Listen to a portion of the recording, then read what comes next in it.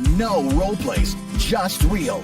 Chris and Lorenzo share 4 decades of combined experience to help you become a more effective leader. We've never really, as a workforce, spent a lot of time on making sure we're developing good leaders. We'll be able to share stories, experience, mistakes, failures, successes. This is Hacking Your Leadership. Welcome to Hacking Your Leadership. I'm Chris. And I'm Lorenzo. And Lorenzo, on this episode, I want to talk a little bit about hierarchies and responsibility. Okay. After the Thoughtful Thursdays that we posted, I don't know, to maybe a week and a half, 2 weeks ago, the topic was, do hierarchies raise employee engagement or lower it? And after that episode posted, we got a surprising amount of feedback from people talking about what exists in their company or in their organization and what they have to deal with. And I found a lot of people telling me that the situation they find themselves in are that they have co-leaders, that people who they have hierarchies at some point, but that the position that the person who reached out to me was in was one of shared responsibility, where they and one or two or more people who are considered peers or equals on the org chart, which does happen, also share responsibilities to where they're kind of all held accountable positively or negatively when the metrics or the people piece or whatever it is succeeds or fails. And I was surprised, honestly. I'd not known that was such a big thing. Most of the organizations I've worked for have really defined responsibilities by position.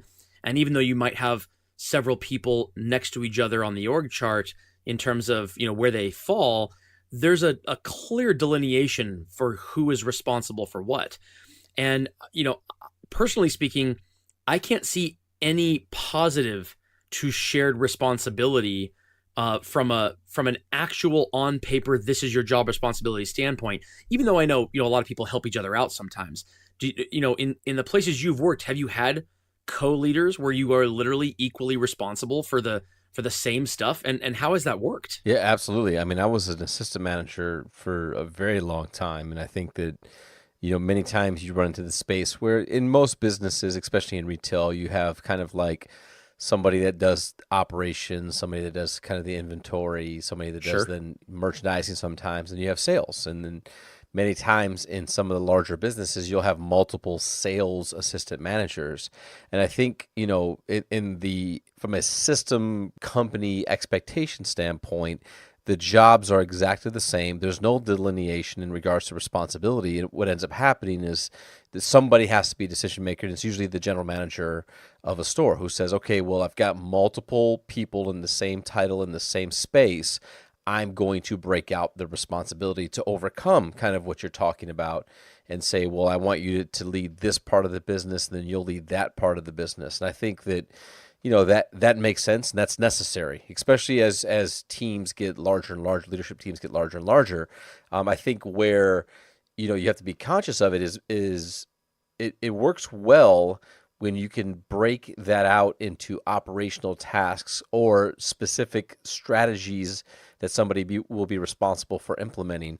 I think where you'll have overlap is in the day-to-day elements of a job where multiple leaders are connecting with the larger team of individual contributors doing the same responsibilities but in different ways. And I think that's where they can cause a lot of kind of strife and confusion. But I think to your point, like I experienced that in multiple organizations at the same level, specifically as an assistant manager. And I think the only way that I've seen where it was at least, reduced in issue is when there is somebody who can see that it needs to be somewhat, the work needs to be divided up, but it also needs to be divided up fairly.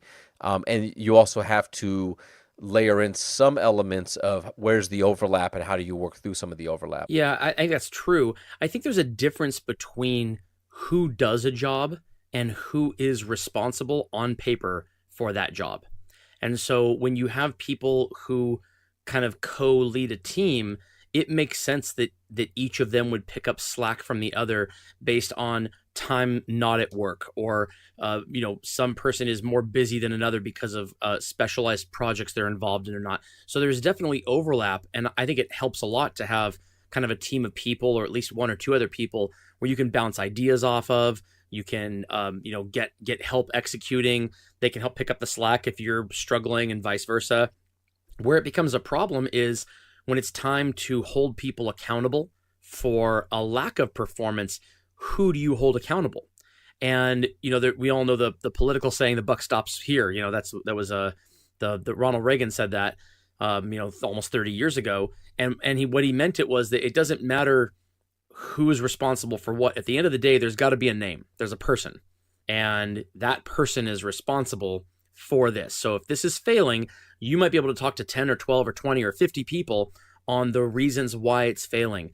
But at the end of the day, if you want that number or that metric or whatever it is to change, there has to be a person, a single person that you sit down with and say, this is part of your job responsibility. Now, I know you get help from other people, and we're going to talk to them too. But at the end of the day, for this number to be where it needs to be, it is part of your job.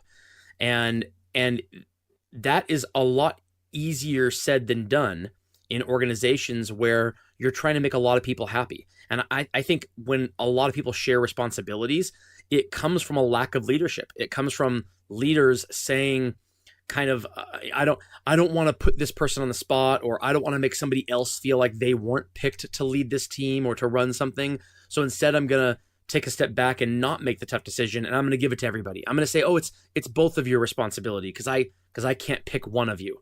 And that leads to more problems down the road when it comes to who do you sit down with when something is failing. I understand the concept, and I kind of I see where you're coming from. I can tell you, as you were talking, I was thinking about myself personally. There's been many times where I will go to a collection of leaders that are, the thing they have in common is that they all do operate within the same element of the business. So maybe it's, a specific piece of the business that they all are leaders in. And there may be multiple layers there. They may be, supervisors, managers, more of a tenured or a senior manager, assistant manager, whatever that looks like, where they are a collection of individuals that are responsible for a piece of the business, and I can go to that entire team and say, this is the expectation of this team, is that we must solve for this, and all of you need to work together to get to this piece. I think that approach only works when you have a team of people who are aligned on the objective and the goal, are willing to work hard collectively to get the result, are willing to communicate, and maybe are in a different place as a team. Are these people that report to you? Well, yes and no. Like, some of them are direct reports, and others are not. Some of them report to the other leader. So, like, as a leader of leaders, it's kind of across the board. And so, like, I think that I agree with you in the idea that the buck has to stop somewhere. I think what I've learned over time is, as you build teams, as you empower people, as you start to get them to understand the value of teamwork, and what happens when you're able to leverage the talents of multiple people, is I've actually started to shift to be less to be the individual and more to be the collective. But again, I must say that only works when that group of people are in a place where they are working together, they are challenging one another. There is no weakest link per se. There's no one individual who is either not doing their job, not pulling their weight, not engaged. Like, when you have that happen, you then have to kind of go that route of the individual's responsibilities, layer that in for them, hold them accountable to what they're there for. I think it can only work that way when you have a collection of people that are actually doing great work together, and they're holding themselves and each other accountable to make sure they're doing the job. I agree with that. So then let me give you a scenario then. If under those circumstances, if the team doesn't deliver, if you've asked 8 people to collectively work together on fixing this problem, and after a month or a quarter or 6 months or whatever, they haven't.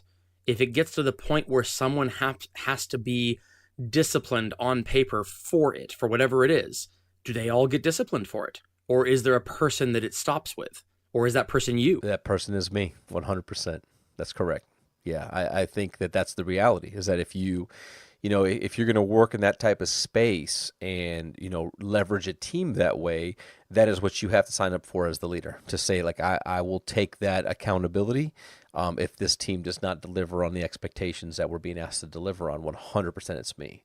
Yeah. And like I said, I think where that changes is that if you do have, somebody on the team who is not doing the job, is not pulling their weight, is not working with the team to get the result, then your responsibility as a leader is to then, dial into that person, and hold them accountable for their portion of what they're supposed to be responsible for. But yeah, I think that, when you operate in that space of it being about a team, then you as the direct leader have to take on the accountability. I love that, and I love that model, and the implication behind it too. What you're basically saying is that when you have a high performing team, you kind of give them an out, meaning you're telling them, hey, you know what?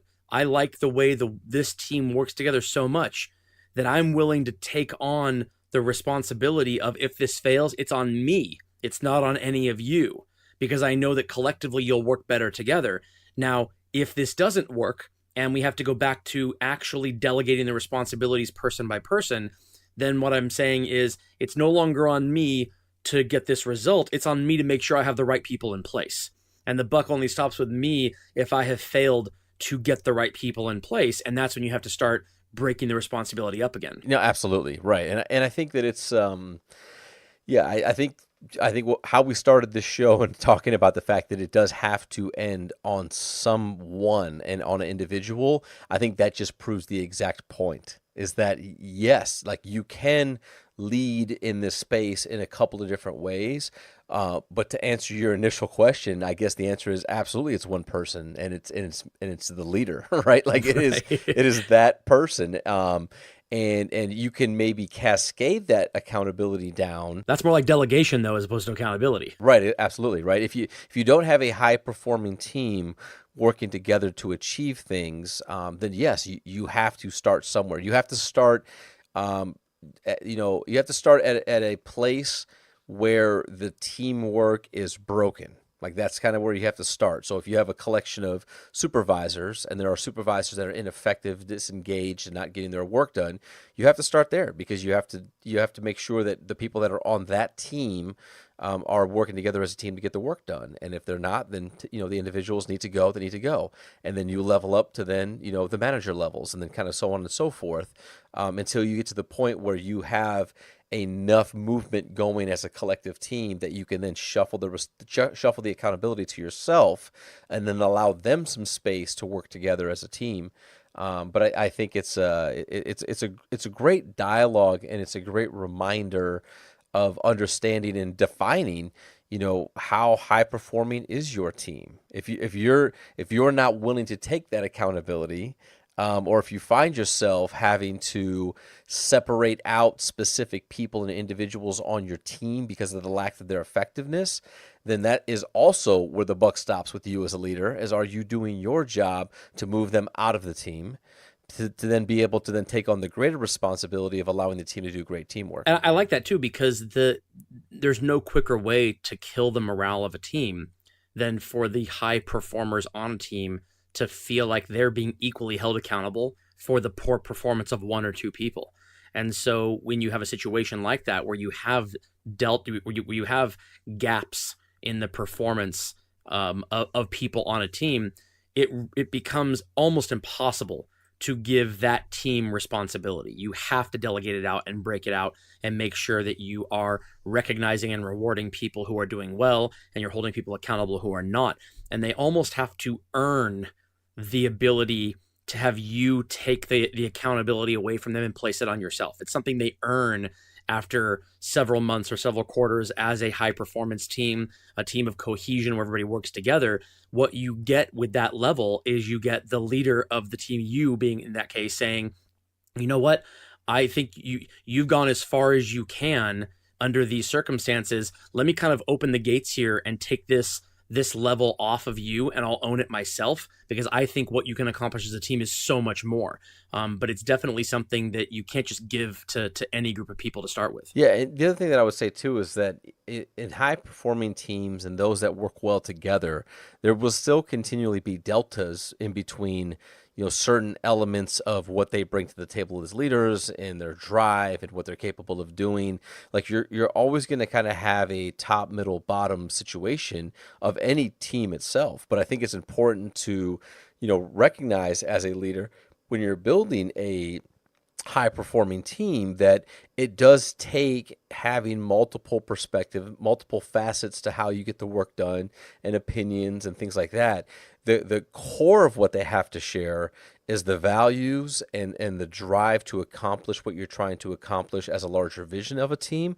But how they do it, you kind of need it to be different and somewhat abrasive, and you kind of need them to challenge and push each other to be able to make sure that the best idea wins and that it's not just aligned group thinking and that type of deal. So I just wanted to add that in there because I think many times when people hear high performing teams or everybody is working together, that they think that means that things move smoothly and that there's no heat and there's no bumping of heads. And I'm telling you for 100% fact that that's not the case. Well, if it is the case, it means you're not breaking any barriers. You're not getting any better. Exactly right. If I'm not seeing sparks, if I'm not having them, push a little bit here and there, if I'm not seeing them get frustrated with one another, then I feel like we're not pushing hard enough and they're not polishing each other well enough. In that space, you need to have a lot of that if you truly have a passionate team that's looking to drive the best results they can drive collectively. You've got to have some of those fireworks and sparks. You just have to make sure that those things are a result of passionate people doing great work and not high-driven great people having to battle people who don't want to do their job. I completely agree. And with that, it brings us to this episode's 1 Minute Hack. The 1 Minute Hack. Okay, for this episode's 1 Minute Hack, here's what I want you to do. I want you to consider any elements of a role's responsibility or expectations that are not clearly defined by your organization. As I mentioned earlier in the show, when I was an assistant manager for many years, there were times when I had the same title as somebody else in the building that worked with me. And what it required was, as a leader of leaders, somebody saying, here's exactly how I am defining the expectations and responsibilities of your job as you as the individual. So if you're a leader of leaders, you need to make sure that if there are things that your company does not describe or explain in regards to roles and responsibilities, or if you have overlap of people that have the same title within your organization, that you as a leader are very clear with who is responsible for what the expectations are before they become an issue if things do not go as planned or expectations are not met. Now, sometimes that person can be you. And if it is you, you need to be very clear as well with your people and your team that it is your responsibility, that you are taking that responsibility of some of these things. But here is what you need from them to make sure that the expectations are still met or exceeded. And here is the result of what happens if they are not met or exceeded. And here's the change in your behavior or how you will delegate the responsibility going forward if they're unable to meet the expectations collectively as a team. I think it's a fantastic 1 minute hack.